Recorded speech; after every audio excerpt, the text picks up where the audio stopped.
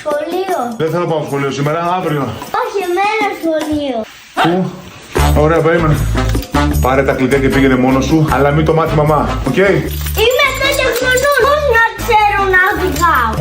Ω, φέρτα. Να κοιμηθούμε μια ώρα ακόμα τουλάχιστον. Πήγαινε ντύσου και έρχομαι. Δεν ξέρω να τρίνομαι. Όλα από τον παπά τα περιμένετε. Τι φοράτε συνήθως? Είναι αυτά. Πού στα βάζει η μαμά, τώρα θα αργήσουμε. Αυτό σ' αρέσει? Ούτε εμένα. Αυτό φαίνεται ωραίο. Θα αρέσει και στην οικογένεια. Το θέλουμε? Δεν το θέλω. Τι δουλειά έχει αυτό εδώ? Έχει και αυτό με τη μαμά.